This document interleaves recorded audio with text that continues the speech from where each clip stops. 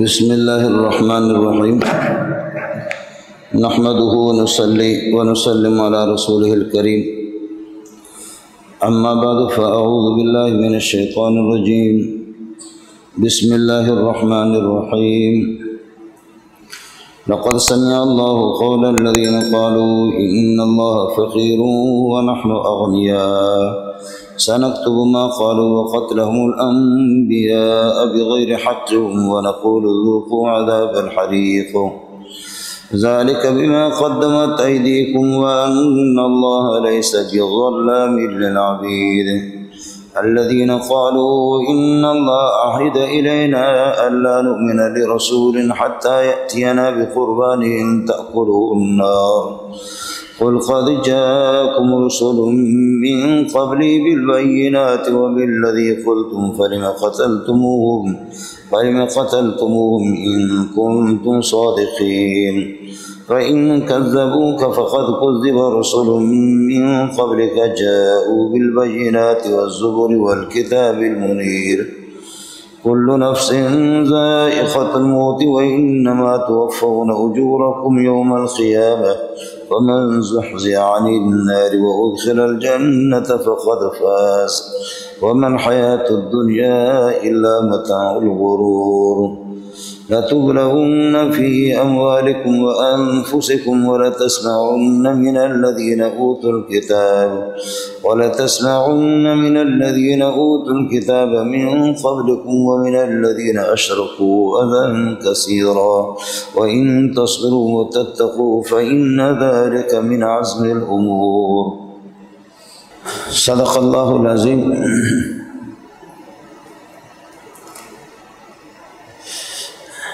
دنیا میں اللہ پاک نے انسان کو پیدا کیا ہے، انسان کی طبیعت میں نسیان ہے، احسان فراموشی ہے۔ جانور بھی اتنا وہ اپنے محسن کو بھولتا نہیں ہے جتنا کہ انسان بھول جاتا ہے۔ انسان کا ایک معنی ناس ہے، ناسن کا معنی بھولنے والا۔ ناس اس وجہ سے کہتے ہیں کہ بھولنے والا۔ آدم علیہ السلام کے بارے میں قرآن میں آتا ہے کہ فنسی آدم ولم نجد لہ عزما۔ آدم سے جو ہمارا معاہدہ ہوا تھا، جو انسانیت کا ابا ہے، انسانیت کی اصل ہے، انبیاء کی بھی اصل ہے، آدم بھی بھول گئے۔ اس لیے انسان جب بھولتا ہے، اس کی طبیعت میں پوری انسانیت کے لیے اگر یہ سبق کو یاد رکھنے والے ہوتے تو صرف ایک ہی نبی کافی تھا، لیکن ایک نبی نہیں بلکہ 1.25 لاکھ انبیاء اللہ پاک نے بھیجا۔ اس کی بنیادی وجہ یہ ہے کہ اب اس صدی کے اندر نبی 100 سال تک یا 50 سال تک نبی تبلیغ و تعلیم کرتا رہتا ہے، اور جب یہ نبی چلا جاتا ہے، غائب ہو جاتا ہے، یہ لوگ اپنا سبق بھول جاتے ہیں۔ بلکہ آج کا سبق اس کو پڑھا دو کل پرسوں کے بعد پھر وہ بھول جائے گا۔ بیدار دماغ لوگ بھولتے نہیں ہے۔ ہم میں سے کون ہے کہ جو ہم لوگ یہاں بیٹھے ہوئے ہیں، اللہ نے جب ہماری روحوں کو عالم ارواح کے اندر جمع کیا اور جمع کر کے سب سے پوچھا الست بربکم، میں تمہارا رب نہیں ہوں؟ قالوا بلا، سب نے کہا آپ ہمارے رب ہیں۔ تو آج یہ جو مجلس ہے ہماری، یا جتنے بھی مولوی ہے، تبلیغی دیندار ہے، ان سے پتہ کرو یار، آپ کو یاد ہے وہ سبق؟ یاد ہے کہ جو آپ نے اللہ سے پکا وعدہ کیا تھا کہ اے اللہ آپ ہمارے رب ہیں، اور ہم آپ سے یہ وعدہ کر رہے ہیں کہ دنیا کے اندر جب بھی آپ ہمیں اٹھائیں گے، جب بھی ہم زندہ ہوں گے، ہم آپ کے ساتھ وفاداری کریں گے اور اپنے اس سبق کو بھولیں گے نہیں، اس معاہدہ کو، یہ جو وعدہ کر رہے ہیں اس وعدہ کو بھولیں گے نہیں۔ کس کو یاد ہے؟ چونکہ انسان کو ناس کہتے ہیں، اور ناس کا معنی بھولنے والا، تو انسان بھول جاتا ہے۔ تو اللہ کو معلوم ہے کہ یہ انسان فراموش بھی ہے، بھولتا ہے، تو اس وجہ سے 1.25 لاکھ انبیاء لگاتار بھیجتے رہے۔ پھر صرف نبی نہیں بھیجے، نبی کے انبیاء کی جو ورثہ ہے، دیندار طبقہ ہے، علماء ہے، غوث ہے، ابدال ہے، کتب ہے، شہداء، صالحین، مفسرین، محدثین، یہ سب بھیج رہے کہ بھائی یہ سبق آپ یاد دلا دو ان کو کہ آپ نے جو مجھ سے وعدہ کیا وہ سبق آپ کو یاد ہے کہ نہیں ہے؟ اس سبق کو یاد رکھ لو۔ میرے خیال میں مجھے کوئی ایسا مولوی، کوئی ایسا بزرگ نہیں ملے گا اس زمانے کے اندر جو یہ کہہ دے کہ بھائی اصل چیز تو روح ہے، اصل اللہ کو جواب دینے والا اور اللہ کے وعدوں کو پورا کرنے والا روح ہی ہوتا ہے۔ تو کوئی بھی ایسا نہیں بتائے گا کہ مجھے یاد ہے کہ میں نے اللہ کے سامنے کس طریقے پر میں بیٹھا ہوا تھا اور اللہ سے میں نے کس طریقے پر وعدہ کیا، کسی کو بھی یاد نہیں ہے۔ حضرت علی رضی اللہ تعالیٰ عنہ سے پوچھتے تھے جو نبی کے شاگرد ہیں، انبیاء کو بھی یہ سبق یاد رہتا ہے، اور حضرت علی جو نبی کے چچزاد بھی ہے اور نبی کے داماد بھی ہے، حضرت علی فرماتے تھے بخدا جب عالم ارواح میں اللہ نے اربوں خربوں انسانوں کی روحوں کو جمع کیا اور اس کو انسانی شکل میں یا چیونٹیوں کی شکل میں ان سے اللہ نے وعدے لیا، آپ میں سے کسی کو یاد نہیں ہے، مجھے علی کو ایک ایک چیز یاد ہے۔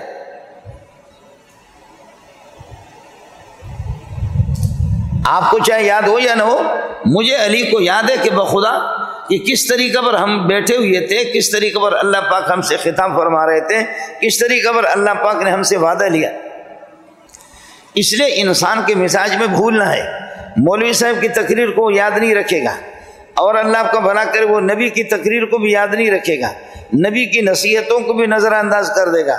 انسان کو ایک بہترین نصیحت بتائی ہے، ایک بہترین نصیحت بتائی ہے، مولوی صاحب کی بھی ضرورت نہیں ہے، تبلیغی کی بھی ضرورت نہیں ہے، بزرگوں کی بھی ضرورت نہیں ہے۔ اگر 24 گھنٹے کے اندر اس سبق کی طرف، چھوٹا سا ایک سبق ہے، اس سبق کی طرف اگر وہ متوجہ ہو جائے وہ خود بخود ٹھیک ہو جائے گا۔ حضرت عمر کے پاس چاندی کی انگوٹھی تھی اور چاندی 4.5 ماشا آپ استعمال کر سکتے، آپ کو اجازت ہے، 4.5 ماشا استعمال کر سکتے۔ اس انگوٹھی پہ لکھا ہوا تھا کفا بالمرء واعظا کفا بالموت واعظا، انسان کی نصیحت کے لیے موت کافی ہے، بس بات ختم ہو گئی۔ کفا بالموت واعظا، خطیب صاحب، مولوی صاحب، بزرگ صاحب، مفسر، محدث کی ضرورت بھی نہیں۔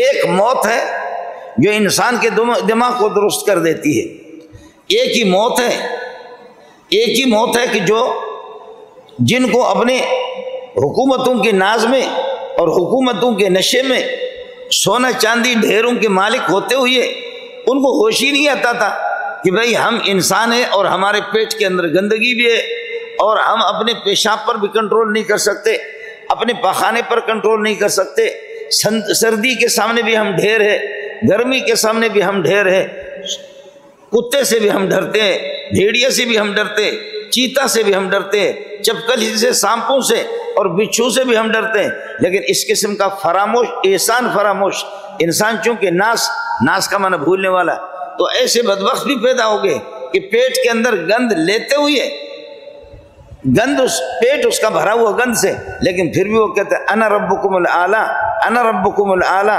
انا ربکم الاعلی، میں سب سے بڑا رب ہوں، اللہ مقابلے میں میرے کیا ہے؟ وہ اللہ کو جانتا ہی نہیں ہے، وہ انا ربکم الاعلی کہتا ہے، اور وہ نبی کی طرف ہاتھ اس طرح کر کے کہتا ہے کہ یہ بتاؤ میرے پاس دولت ہے، میرے پاس حکومت ہے، میرے پاس اور مصر کی نہریں ہیں، مصر کی باغات میرے پاس ہے، سونا اور چاندی ہے، اب تم لوگ انصاف کرو، بتاؤ ام انا خیر من ھذا الذی هو مہین ولا یکاد یبین، میں بہتر ہوں یا یہ ذلیل انسان بہتر ہے؟ موسیٰ علیہ السلام کو ذلیل کہہ رہا، لوگوں نے کہا آپ ہی بہتر ہے، یہ جمہوریت ہے، جمہوریت میں ہوتا ہے جی، لوگوں نے کہا کہ جی آپ ہی بہتر ہے، ام انا خیر، میں بہتر ہوں، من ھذا الذی هو مہین، انا للہ و انا راجعون، ان الفاظ کا ترجمہ کرتے ہوئے بھی مولوی کی زبان گونگی ہو جاتی ہے، یہ قرآن ہے، اس قسم کا منحوس اس کے جملے ذرا سن لو، ام انا خیر، کیا میں بہتر ہوں، من ھذا الذی هو مہین، جو کہ ذلیل قسم کا انسان ہے، صحیح بول بھی نہیں سکتا، الیس لی ملک مصر وہذہ الانہار تجری من تحتی، کیا مصر کی حکومت میری نہیں ہے، یہ باغات میرے نہیں ہے، یہ نہریں میری نہیں ہے، یہ سونا میرے پاس نہیں ہے، یہ چاندی میرے پاس نہیں ہے؟ آدمی دیکھے کہ اس بدبخت کو پتہ نہیں کیا کھایا، اس کو کیا ہوا، کون سی جادو اس کو لگا، کون سا جن اس پہ چڑھ گیا، کون سا بھوت چڑھ گیا، کیا کہہ رہا ہے؟ ام انا خیر من هذا الذي هو مهین ولا الیس لی ملک مصر وهذه الانہار تجری من تحتی وهذه الانہار تجری من تحتی، یہ جو نہریں ہیں جو میرے باغوں کے نیچے چلتی ہے یہ کیا ہے؟ یہ سب کچھ میرے ہے۔ جب اتنے میں دولت کا، پاور کا، حکومت کا مالک ہوں تو پھر یہ جو ایک فقیر قسم کا موسیٰ ہے اس کی حیثیت کیا ہے؟ اس کی حیثیت کیا ہے؟ اور ان کی مرضی ہوتی ہے، وہ اپنی مرضی کے مطابق بنی اسرائیل کے خوبصورت عورتوں کی عزتوں کے ساتھ وہ کھیلتے رہے، جو بھی خاتون ان کو پسند آ گئی اس کی عزت لوٹے۔ وَإِذْ أَنْجَيْنَاكُمْ مِنْ آلِ فِرْعَوْنَ يَسُومُونَكُمْ سُوءَ الْعَذَابِ يُذَبِّحُونَ أَبْنَاءَكُمْ وَيَسْتَحْيُونَ نِسَاءَكُمْ وَفِي ذَلِكُمْ بَلَاءٌ مِّن رَّبِّكُمْ عَظِيمٌ۔ بچوں کو ذبح کرے اور خواتین کو زندہ رکھے کہ وہ ان کے برتن بھی دھوئیں، اور جو دوشیزہ ان کو پسند آ جائے اور ان کے کمانڈوں کو پسند آ جائے اور ان کے کمانڈروں کو پسند آ جائے وہ ٹھیک ہے، اس کی عزت لوٹے۔ یذبحون ابناءکم ویستحیون نساءکم وفی ذلکم بلاء من ربکم عظیم۔ تمہارے لیے کتنی امتحان تھی، کتنا مشکل قسم کا امتحان، کتنی بڑی آزمائشیں ہیں۔ کیسی آزمائشیں ہیں یہ کہ تمہارے خواتین کو تمہارے سامنے استعمال کیا جائے۔ یذبحون ابناءکم ویستحیون نساءکم وفی ذلکم بلاء من ربکم عظیم۔ موسیٰ علیہ السلام کا دل جلا ہوا تھا اس قسم کے منحوس انسان کے مقابلے میں، جس کے کمانڈو، جس کی حکومت کے، جس کے فوجی خواتین کی عزتیں لوٹیں۔ جو بھی بنی اسرائیل کون ہے؟ بنی اسرائیل حضرت یعقوب علیہ السلام کے 12 بیٹوں کی اولاد ہے۔ یعقوب علیہ السلام، اسحاق علیہ السلام، اسحاق علیہ السلام ابراہیم علیہ السلام کا بیٹا ہے۔ دنیا کے اندر انتہائی خوبصورت قسم کے لوگ۔ میرا اور آپ کا سرکار محمد رسول اللہ جو ساری کائنات میں خوبصورت ہے، وہ بھی ابراہیم علیہ السلام کی اولاد میں سے۔ البتہ یہ کہ باقی بنی اسرائیل وہ حضرت یعقوب علیہ السلام کی اولاد میں سے، یعقوب علیہ السلام کے 12 بیٹے تھے، اور لیکن یہ کہ پیارے پیغمبر صلی اللہ علیہ وسلم وہ حضرت اسماعیل علیہ السلام کی اولاد میں سے ہے، تو سب ابراہیم علیہ السلام کی اولاد۔ دنیا کے کائنات کا سب سے زیادہ خوبصورت، اور آج فرعون کے ہاتھ میں یذبحون ابناءکم ویستحیون نساءکم وفی ذلکم بلاء من ربکم عظیم۔ لیکن ایسے لوگوں کو دماغ کو درست کرنے کے لیے ایک موت ہے، ایک جھٹکا ہے بس۔ موت موت موت۔ یہ سارے کے سارے کہاں گئے؟ ان کی حکومتیں کہاں گئی؟ خاک میں مل گئی جی۔ اور جب اس کو یہ بحر کلثم کے اندر، جب بحر کلثم میں غرق ہو رہا تھا، یہ جو کہنے والا ہے کہ میں خدا ہوں، میں سب سے بڑا اللہ ہوں، میں سب سے بڑا رب ہوں، سب سے بڑا رب ہوں، اور جب یہ غرق ہو رہا تھا، وہ الفاظ بھی آپ سورہ یونس کے اندر پڑھ لیں، 11واں پارہ ہے سورہ یونس ہے۔ لا الہ الا الذی آمنت به بنو اسرائیل وانا من المسلمین۔ اب اس نے دیکھا کہ میں مر رہا ہوں، کہنے لگے میں مسلمان ہوں، معاف کر دو مجھے، اللہ تو ہی تو ہے، اللہ تو ہے، اللہ تو ہے، خالق تو ہے، رب تو ہے۔ میں نے بکواس کی ہے، میں نے بکواس کیا ہے، تیری معبود ہے صرف۔ لا الہ الا الذی آمنت به بنو اسرائیل۔ تیرا نبی موسیٰ جو کچھ کہتا ہے، بنی اسرائیل جس کو خدا کہتے ہیں، رب کہتے ہیں، رب تو ہی ہے، میں نے تجھ پہ ایمان لایا، میں نے تجھ پہ ایمان لایا، میں مسلمان ہوں۔ حضرت جبریل علیہ السلام کو حکم ہو گیا کہ اس ٹائم پہ ہر بندہ توبہ کرتا ہے، لیکن یہ توبہ قابل قبول نہیں ہے۔ جب آدمی مر رہا ہوتا ہے نا، مرتے وقت اس ٹائم پہ ہر بندہ توبہ کرتا ہے، لیکن یہ توبہ قابل قبول نہیں۔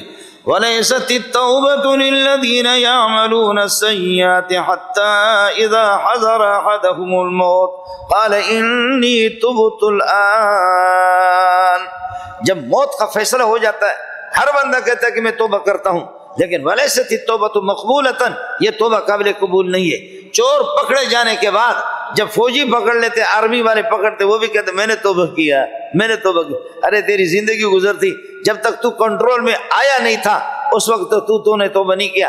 اب تو پکڑا گیا، پکڑے جانے کے بعد تو توبہ کر رہا ہے، یہ توبہ ہم تیری عذر کو قبول نہیں کریں گے اور تجھے معاف نہیں کر دیں گے. اللہ بھی کہتے ہیں کہ توبہ کا وقت جب تیری صحت ہے، تیری تندرستی ہے، موت سے پہلے تو توبہ کر لے، لیکن تو نہیں کرتا، اب تو اسی طرح ہوگا. اب توبہ قابل قبول نہیں، اب کوئی توبہ قابل قبول نہیں. حضرت جبریل علیہ السلام کو حکم ہو گیا کس کر کے اس کے منہ میں مارو. اور اس کے یہ جو بکواس کر رہا ہے نا، جو کہہ رہا ہے لا الہ الا الذی آمنت بہ بنو اسرائیل، لا الہ الا پڑھنے کا وقت ہوتا ہے.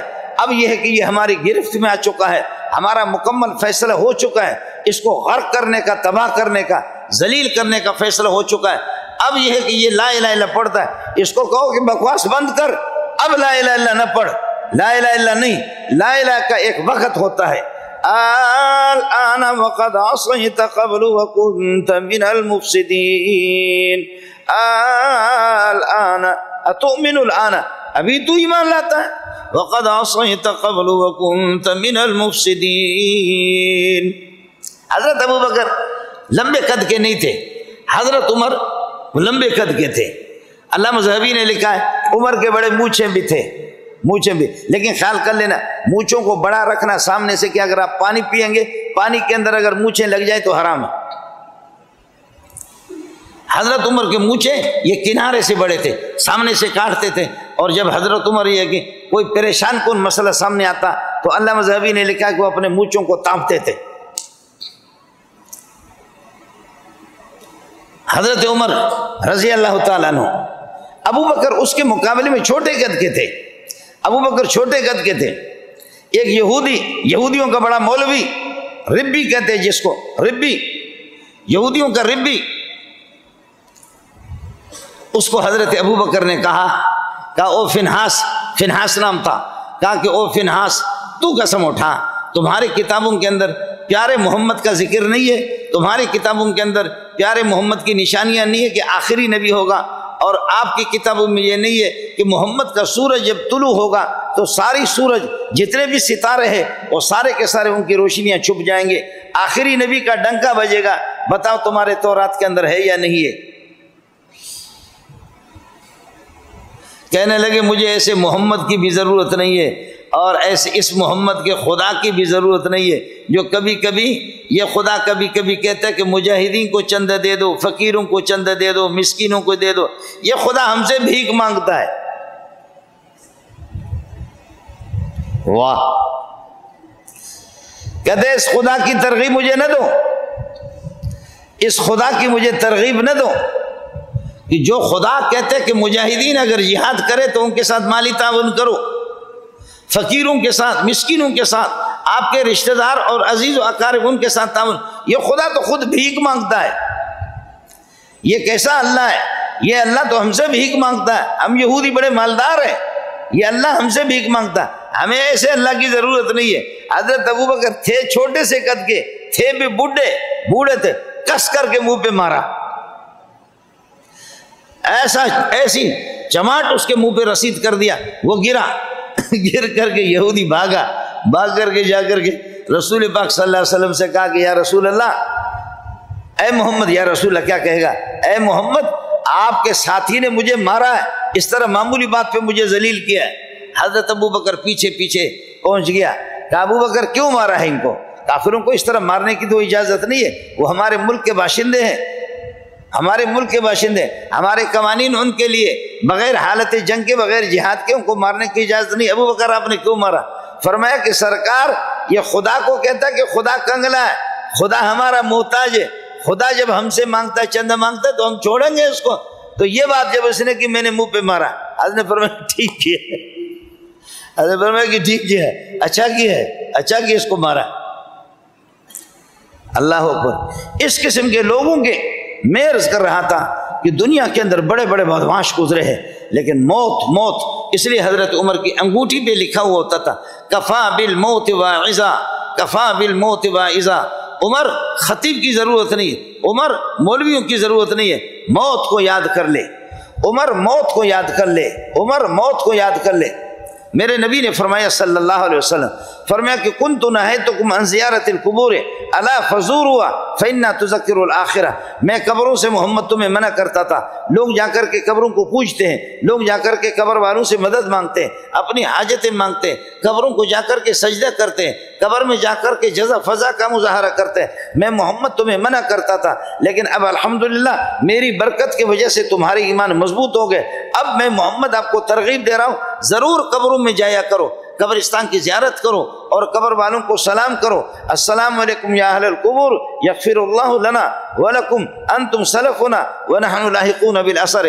جا کر کے قبر والے تم پر سلامت ہو، قبر والے تم پر سلامت ہو، تم ہم سے پہلے چلے گئے، اب آپ واپس نہیں آؤ گے لیکن ہم تمہارے پیچھے آ جائیں گے۔ ہم سب کو اللہ کی بارگاہ میں جانا ہے اور اللہ کی بارگاہ میں پیش ہونا ہے، آپ کی ڈیوٹی پہلے لگی، آپ اللہ کی بارگاہ میں پہلے گئے، ہم آپ کے بعد آنے والے ہیں۔ اے قبر والے، میرے نبی نے فرمایا جا کر کے قبرستان میں ایصال ثواب بھی کرو، ان کے لیے دعا بھی کرو اور ان کو سلام بھی کرو، السلام علیکم یا اہل القبور۔ اور میرے نبی نے فرمایا کہ جب خود میں بھی اس دنیا سے محمد چلا جاؤں گا، میرے قبر پر جو بھی آئے گا سلام بھیجے گا تو فرشتے مجھے متوجہ کر دے گا، میں محمد اس کے سلام کا جواب بھی دے دوں گا، میں محمد بھی اس قبر کے اندر سو جاؤں گا، میں محمد بھی اس قبر کے اندر سو جاؤں گا۔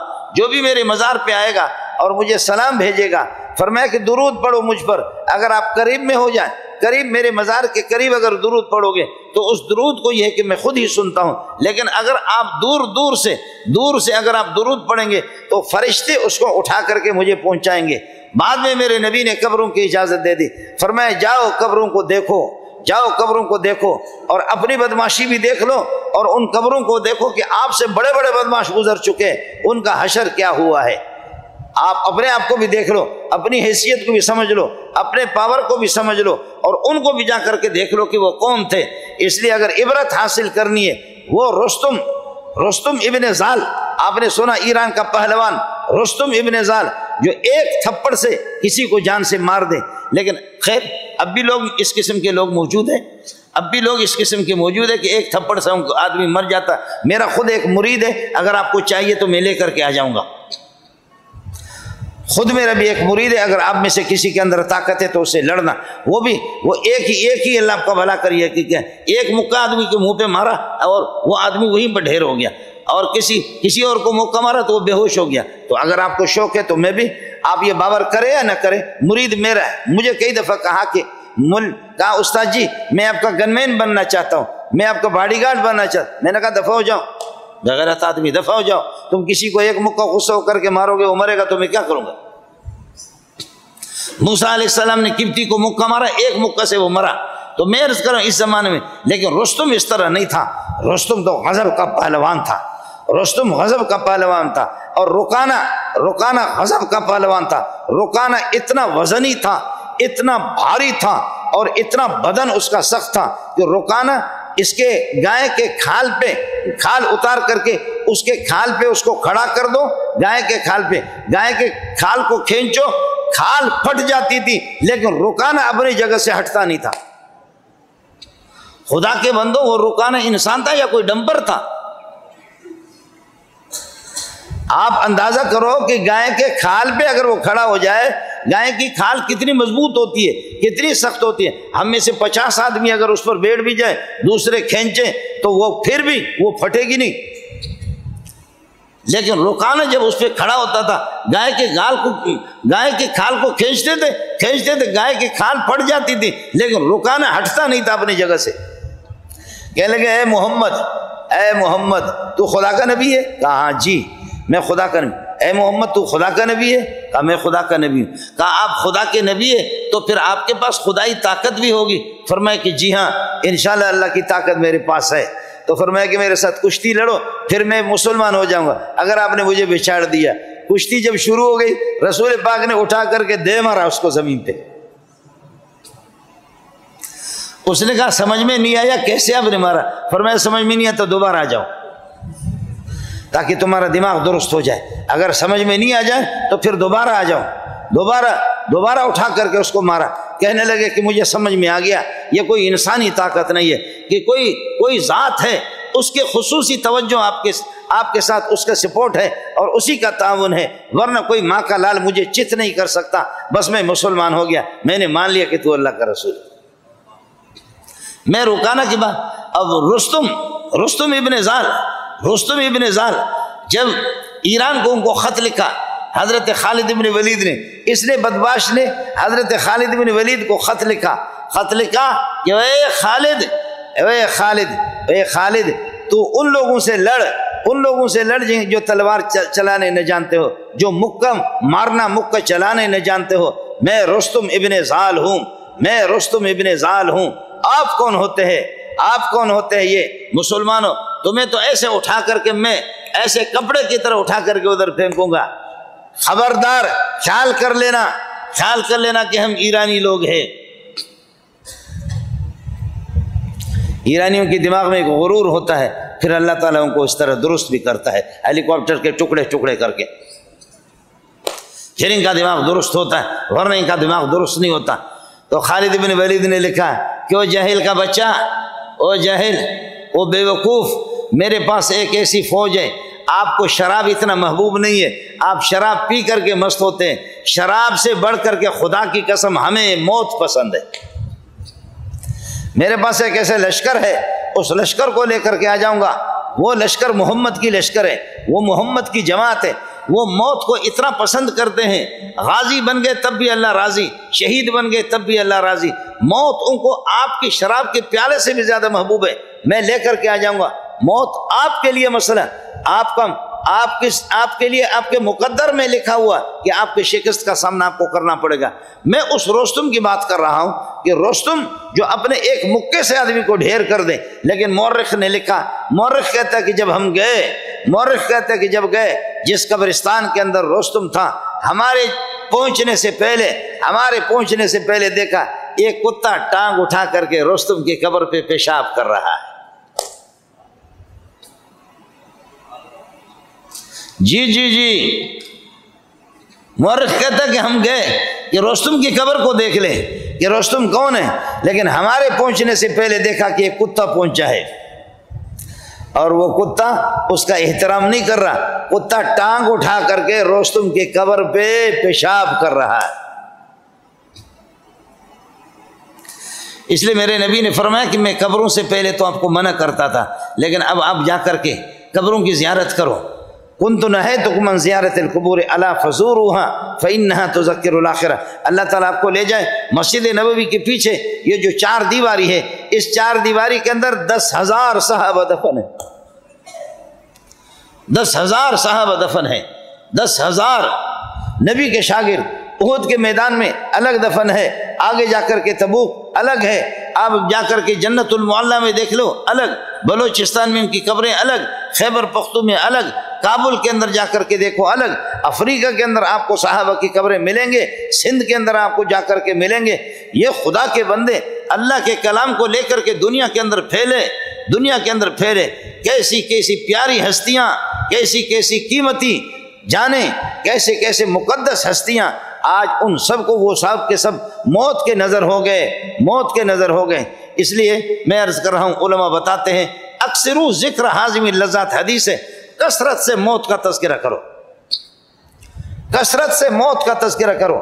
میرے نبی نے فرمایا اللہم اعنی علی غمرات الموت وسکرات الموت، اللہم اعنی علی غمرات الموت وسکرات الموت، اے اللہ موت کی سختیاں اور موت کی شدت ان سے میں پناہ مانگتا ہوں، موت کی سختیاں، موت کی شدت، موت کی خطرناک، موت کے وہ تلخ کیا ہے، وہ تلخ وہ ذائقہ ہے، اے اللہ موت کا وہ جو پیالہ ہے، اے اللہ اس سے میں پناہ مانگتا ہوں، موت کے سختیوں سے میں پناہ مانگتا ہوں۔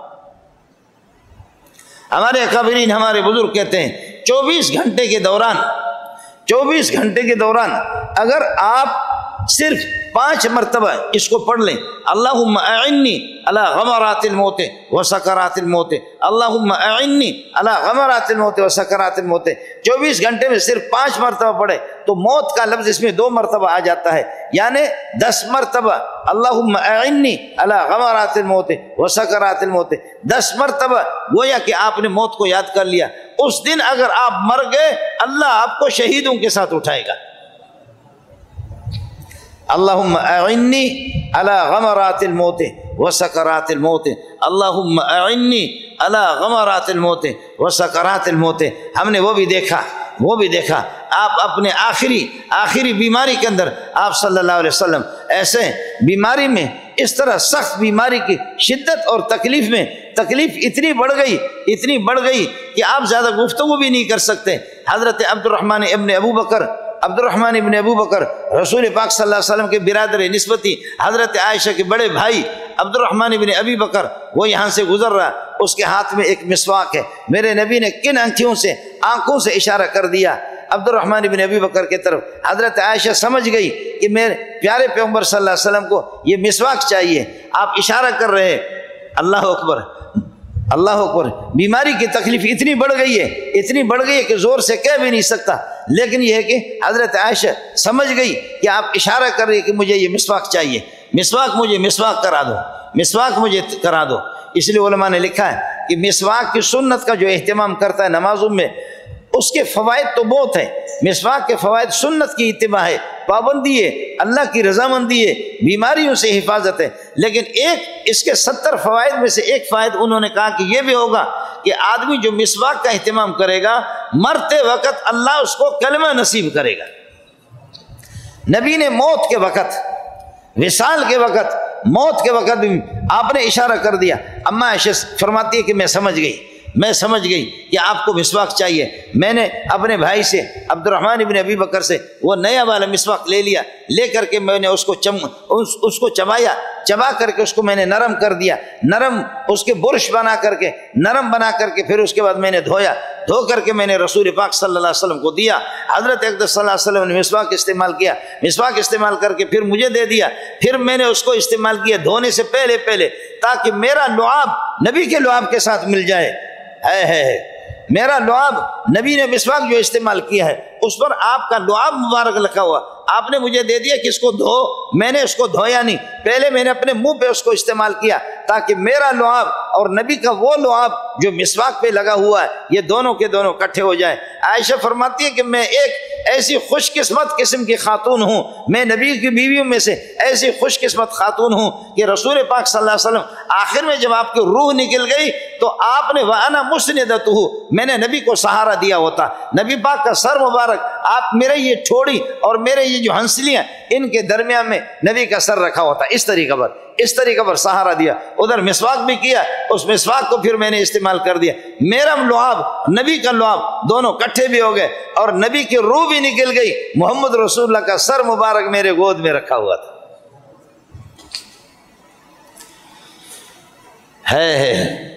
میں عرض یہ کر رہا تھا کہ آدمی کو 24 گھنٹے کے دوران اگر موت کا استحضار رہے نا کہ موت چھوڑ مولوی کو،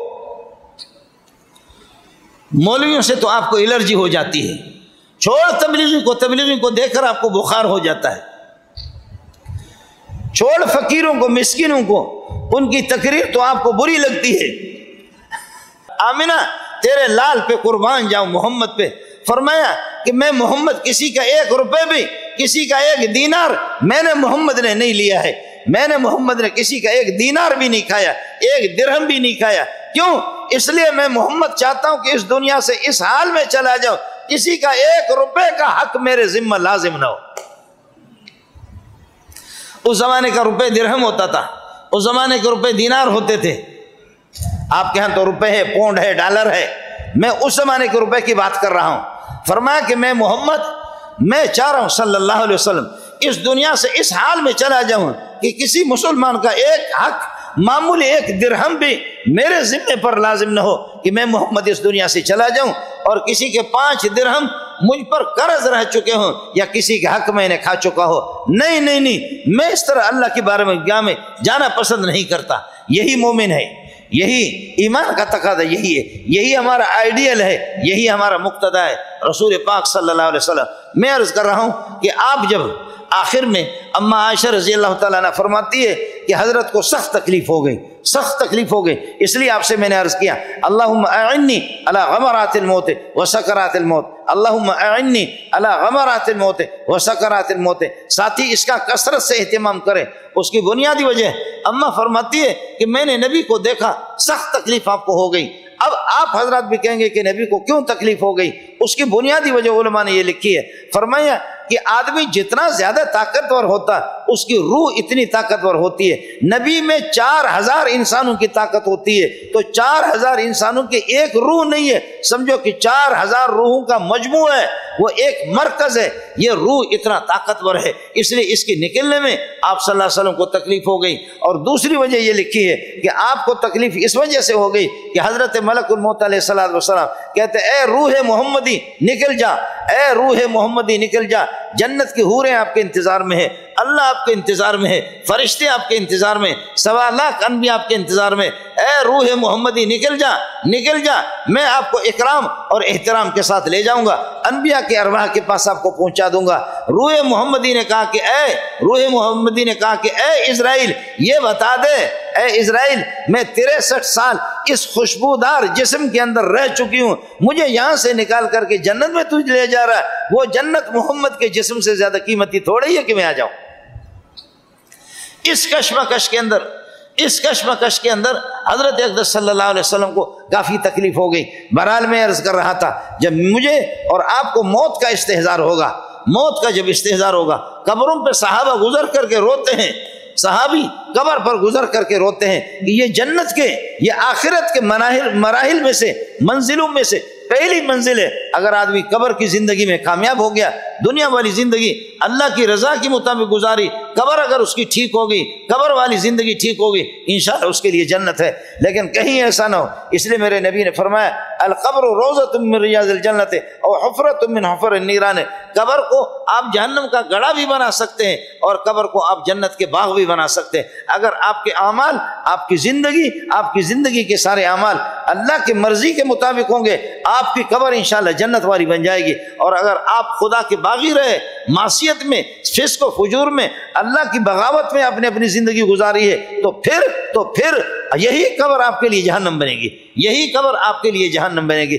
میں عرض کر رہا تھا حضرت اقدس صلی اللہ علیہ وسلم کے جب آخر میں روح نکل رہی تھی، جب آپ کی روح نکل رہی تھی، اس موقع پر اب تک آپ ہوش میں تھے صلی اللہ علیہ وسلم، روح نکلی نہیں تھی، اور اس موقع پر حضرت فاطمہ نے رونا شروع کر دیا۔ آپ نے فاطمہ کو بلایا، بیٹی ادھر آ جا، بیٹی ادھر آ جا۔ حضرت فاطمہ آ گئی، بیٹی اپنے کان میرے قریب کر دو۔ آپ نے کان قریب کر دیے، کہا کہ بیٹی اما تحبین ان تکونی سیدۃ نساء اہل الجنہ، آپ کو یہ بات پسند نہیں ہے آپ جنت کے تمام خواتین کے سردار بن جائیں گے؟ میری بیٹی، میری جانے کے بعد آپ اس دنیا کے اندر بھی زیادہ نہیں رہیں گے، آپ آ جائیں گے، میں کائنات کا سردار ہوں، نبیوں کا سردار ہوں، اور جنت کے تمام خواتین کا سردار میری بیٹی اللہ آپ کو بنائیں گے۔ اما فاطمہ رو رہی تھی، لیکن اما فاطمہ نے فوراً رونا بند کر دیا۔ میرا نبی تھوڑی دیر کے بعد آپ کا تو انتقال ہو گیا، لیکن اما فاطمہ نے جو الفاظ بتائے، وہ الفاظ نبی کے وصال پر،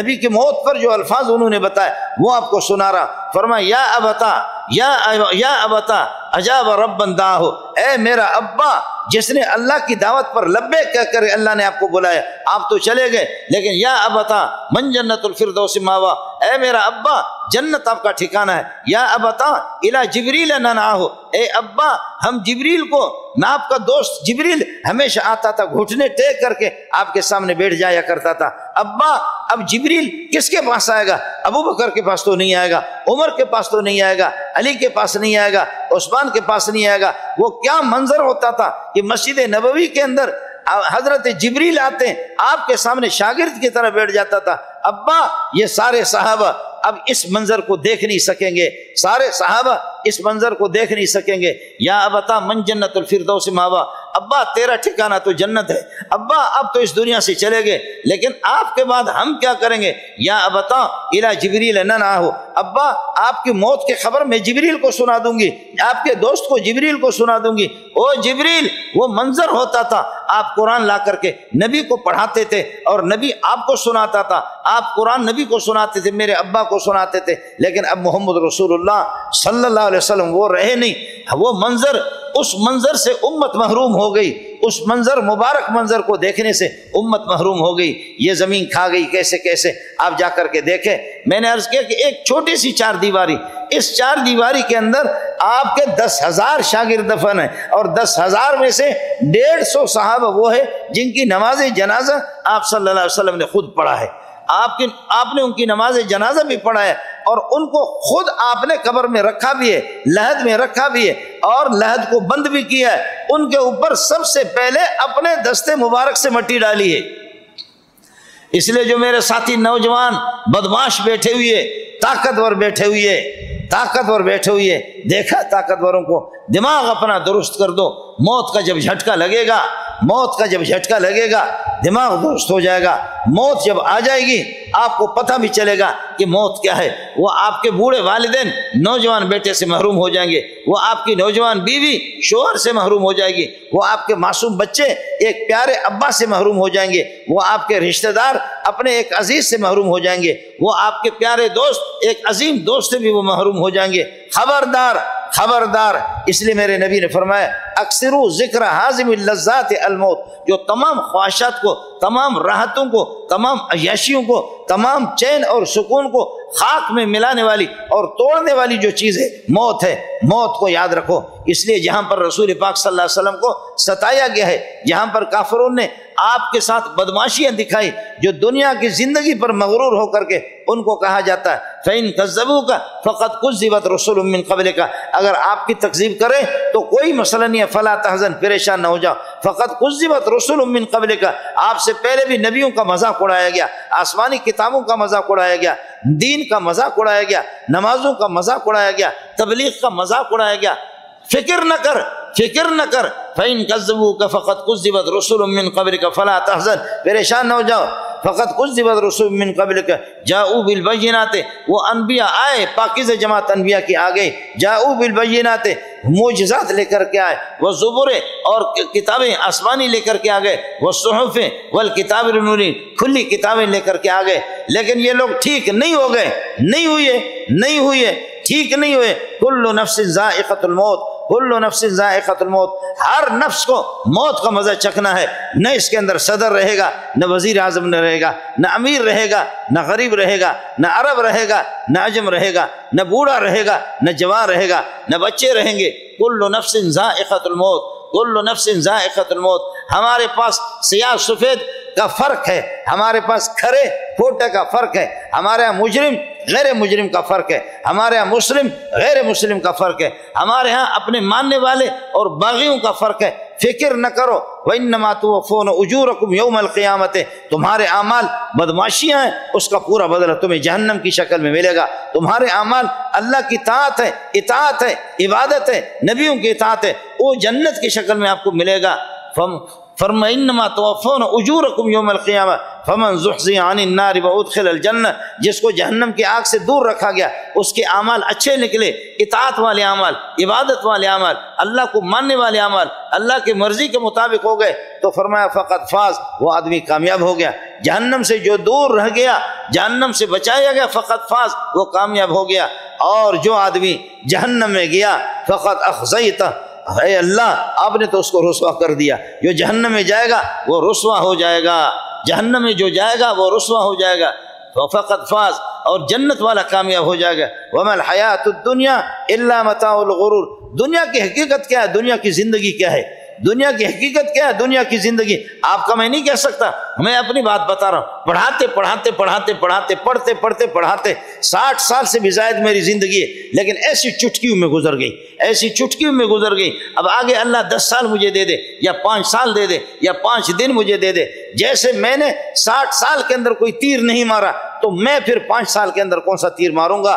پھر یہ ہے کہ میں 10 سال اگر مجھے ملے اس میں کیسے تیر ماروں گا؟ لیکن تاہم میرے پاس وقت ہے، آپ کے پاس وقت ہے، وقت یہی ہے مرنے سے پہلے مرنے سے پہلے پہلے ساتھی اعمال کی طرف متوجہ ہو جائیں، اللہ کی طرف متوجہ ہو جائیں۔ خصوصی طور پر ان دنوں میں، اس مہینے کے اندر، یہ جو مہینہ ہے اس کو ذوالقعدہ کہتے ہیں۔ اس ذوالقعدہ کو پرانے زمانے میں عرب بھی منحوس سمجھتے تھے اور ہمارے عجمی لوگ اس کو منحوس سمجھتے تھے۔ یہ منحوس مہینہ نہیں ہے، یہ حج کا مہینہ ہے۔ ذوالقعدہ، ذوالحجہ یہ حج کے مہینے ہے، اور شوال یہ حج کے مہینے ہے، ان کو منحوس نہ سمجھا جائے۔ میرے نبی نے آخری حجۃ الوداع میں ایک عمرہ کیا اس حج کے ساتھ، ورنہ نبی نے جتنے عمرے کیے اس مہینے میں ذوالقعدہ کے اندر کیے۔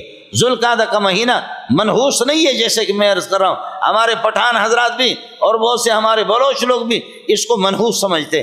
اس سے پہلے والے مہینے کو شادی بھی بعض اس میں نہیں کرتے، اس میں شادی بھی نہیں کرتے، عبادت تو اس میں ہے ہی یہ، شادی بھی اس میں نہیں کرتے، کہتے کہ شادی ہماری خراب ہو جائے گی۔ اس سے پہلے والا مہینہ جو گزر گیا ہے شوال، اس میں بھی پٹھان شادی نہیں کرتے، بہت سے پٹھان اور بلوچ شادی نہیں کرتے۔ ڈوب مرنا چاہیے۔ شوال کے مہینے میں نبی کا خود نکاح حضرت عائشہ کے ساتھ ہوا شوال میں، اور پٹھان اور بلوچوں کے ہاں کسی کو اپنی بیٹی دے دو اور بیٹی دے کر کے گھر پہ رکھو، یہ داماد ہے، داماد گھر پہ رہ رہا ہے، یا میں نے اپنی بہن کسی کو دے دوں اور وہ بہنوئی میرے گھر پہ رہے، میرے گھر پہ رخصتی ہو جائے، یہ غیرت کے خلاف ہے۔ واہ پٹھان بلوچ، تیری غیرت کو سلام۔ بیٹی بھی دے دوں، رخصتی اس کے اپنے گھر پہ کرا دوں، بہن بھی دے دوں، اس کی رخصتی اپنے گھر پہ کرا دوں، شوال کے مہینے میں، ذوالقعدہ کے مہینے میں یہ میری غیرت اس کی اجازت نہیں دیتی۔ تیری غیرت اجازت دے یا نہ دے میں اس کا ذمہ دار نہیں ہوں، لیکن ابو بکر کی غیرت نے اجازت دے دی۔ شوال میں محمد کا نکاح کرایا اور محمد کو اپنے گھر پہ ٹھہرایا، سب کو سبحان اللہ۔ محمد کا نکاح کرایا صلی اللہ علیہ وسلم اور عائشہ کو دے دی شوال کے مہینے میں۔ نہ شوال منحوس ہے نہ ذوالقعدہ منحوس ہے۔ آج میرے خیال میں 23 تاریخ ہے، ذوالقعدہ کی 23 تاریخ ہے۔ اب یہ ہے کہ جمعہ 29 ہوگا، اور ہو سکتا ہے کہ جمعہ ذوالحجہ پہلی یکم ذوالحجہ جمعہ ہو۔ آپ سے میری گزارش ہے ساتھی اہتمام کرے توجہ سے۔ اب جب کہ اگلے والا جمعہ آ رہا ذوالحجہ سے پہلے جن لوگوں کو قربانی کرنی ہے اس سے پہلے ذوالحجہ یکم ذوالحجہ سے پہلے آپ صفائی بھی کریں، اپنی داڑھی کے بال بھی صاف کریں، اور اسی طریقے پر یعنی جو زائد بال ہے وہ کاٹ دیں، مونچھوں کو بھی ٹھیک کر دیں، اپنے ناخن بھی لے لیں، اور اسی طریقے پر یہ کہ زیر ناف بھی آدمی صفائی کرے جن کو قربانی کرنی ہے۔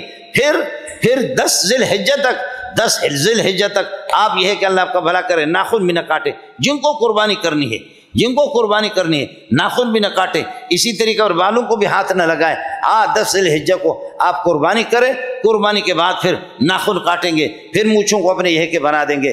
ایک تو اس کا اہتمام کرے، دوسرا ساتھی اس بات کا اہتمام کرے ذوالحجہ سے لے کر کے 9 ذی الحجہ یعنی 10 ذی الحجہ تک، 10ویں کا دن اس سے خارج ہے، 9 ابتدائی 9 تاریخوں میں جو آدمی ان میں روزہ رکھے گا، آج کل تو سخت گرمی ہے، گرمیوں میں آپ رکھ سکتے ہیں۔ مولوی تو نازک ہے، مولوی تو دودھ سے دھلا ہوا ہے، مولوی اور تبلیغی کے گناہ معاف ہے، اس کو روزہ رکھنے کی ضرورت نہیں ہے۔ آپ حضرات سے عرض کر رہا ہوں، یہ 9 تاریخوں میں، یہ 9 دنوں کا جو آدمی روزہ رکھے گا پورے سال کے روزوں کے ثواب ہے، سبحان اللہ، پورے سال کے۔ اور ایک چیز آپ کو اور بھی بتا دوں، یہ میں نے بتا دی، اور پھر مجھے سعودیہ سے، دبئی سے کئی سال پہلے میں نے یہ بیان کیا تھا، تو مجھے اتنے بہت سے فون آ گئے، وہ میں آپ کو بتاتا ہوں۔ جو بوڑھے حضرات ہیں وہ میرے یہ ہے کہ کیا کرے، اس پیکج کو قبول کر لے۔ حدیث میں آتا ہے خاص طور پر 9 ذی الحجہ 10واں تو عید کے دن ہے، 9 ذی الحجہ کے روزہ اگر کوئی رکھتا ہے، اس روزے سے پچھلا سال جو گزر گیا اس کے سارے گناہ بھی معاف ہو جائیں گے، اور اگلے سال کے گناہ سارے معاف ہو جائیں گے۔ اگلے سال کے گناہ تو یہ پچھلا سال تو گزر گیا، لیکن اگلے سال کے گناہ بھی آپ کے معاف ہو جائیں گے۔ اگلے سال کے گناہ اس وقت معاف ہو جائیں گے کہ اگلے سال گناہ کی نوبت آئے گی، نوبت گناہ کی اس وقت آئے گی کہ آپ اگلے سال زندہ رہیں گے۔ تو اس لیے گارنٹی کے ساتھ آپ روزہ رکھیں 9 ذی الحجہ کا، 9 دن مکمل رکھیں، نہیں تو کم از کم پھر یہ کہ 8 اور 9 کا روزہ رکھیں۔ آپ اس سال آپ نے 9 ذی الحجہ کا روزہ رکھا، جتنے بھی بوڑھے ہیں، جتنے بھی جوان ہیں، آپ اگلے سال نہیں مریں گے۔ اگر مر گیا تو قبر سے مجھے بتا دینا، مولوی منظور یار آپ کا یہ پیکج غلط نکلا۔ یہ گارنٹی کے ساتھ آپ کو بتا رہا ہوں، نہیں مریں گے آپ، اس لیے کہ وعدہ کیا ہے؟ وعدہ یہ کہ فرماتے کہ सियाम عرفہ सियाम یوم عرفہ، عرفے کا جو روزہ ہے 9 تاریخ کا، یکفر السنۃ التی قبلہ والسنۃ التی بعدہ، پچھلے سال کے گناہ بھی معاف، تو پچھلا سال تو گزر گیا، جتنے معاف ہوں گناہ کیا اپنے وہ تو معاف، لیکن اگلے سال کے بھی گناہ معاف، اگلے سال کے گناہ اس وقت معاف ہوں گے کہ اگلے سال تک آپ زندہ رہیں گے پورا، اور زندہ رہیں گے گناہ کی نوبت آئے گی تو پھر وہ معاف ہو جائیں گے، اور اگر آپ اس سے پہلے مریں گے تو اگلا سال پورا کس طریقے کور ہوگا۔ اس لیے میں عرض کر رہا ہوں کہ اگر آپ یہ 8-9 کو رکھیں، 9 دن مکمل اگر روزہ نہیں رکھ سکتے، 8-9 کو اگر آپ رکھیں تو انشاءاللہ آپ اگلے سال نہیں مریں گے، چونکہ مجھے اور آپ کو مرنا نہیں ہے، دنیا کے ساتھ چمٹ جاؤ، یہاں پر مرنا نہیں ہے ہمیں۔ ادھر کہاں ایک بزرگ تھا، وہ ایک وظیفہ ہمارے بزرگ بتاتے ہیں کہ صبح سویرے آدمی لقد جاءکم رسول من انفسکم عزیز علیہ ما عنتم حریص علیکم بالمؤمنین رؤوف الرحیم فإن تولوا فقل حسبی اللہ لا الہ الا هو علیہ توکلت وهو رب العرش العظیم۔ یہ آیتیں اگر 7 مرتبہ کوئی صبح کو پڑھتا ہے اس دن ضرور نہیں مرے گا۔ تو وہ بزرگ صبح کو پڑھتا تھا 7 مرتبہ، اگلے مرتبہ صبح کو، 115 سال تک اس کی عمر ہو گئی۔ اچانک کسی فرشتے نے جن نے آواز دی، او بڈھا بابا کب تک دنیا میں زندہ رہنا چاہتے ہو، کب تک، کبھی ہمارے پاس آیا کرو، اس دنیا میں اتنا مزہ نہیں ہے جتنا ہمارے پاس۔ تو وہ بزرگ غریب رونے لگے کہ بھائی میں روزانہ آیتیں پڑھتا ہوں کہ میری جان بچ جائے، لیکن چلو کل سے یہ وظیفہ نہیں پڑھوں گا۔ کل سے اس نے وظیفہ پڑھنا چھوڑ دیا، وہ چلے گئے۔ تو جو حضرات جن کو مرنے کا شوق نہیں ہے، اس دنیا میں رہنا ہے، میں نے آپ کو بتایا کہ بہترین قسم کا گفٹ آپ کو بتایا کہ آپ یہ وظیفہ کریں، روزہ رکھیں، 8-9 کو آپ نہیں مریں گے، اور اگر آپ مر گئے تو قبر سے ٹیلی فون کر کے مجھے بتا دینا کہ مولوی منظور ہم نے جو ہے نا آپ نے نسخہ غلط بتایا تھا۔ اللہ آپ کا حامی ہو۔ ان دنوں میں خصوصی طور پر اللہ کی طرف متوجہ ہو جائیں، اور میں نے عرض کیا کہ جن پر قربانی واجب ہے بس آپ ذی الحجہ، یکم ذی الحجہ سے پہلے اپنی مکمل صفائی کرے، مونچھوں کے، ناخنوں کے، زیر ناف کے، اور اس کے بعد 10 ذی الحجہ تک آپ نہیں کریں گے۔ وآخر دعوانا الحمدللہ رب العالمین۔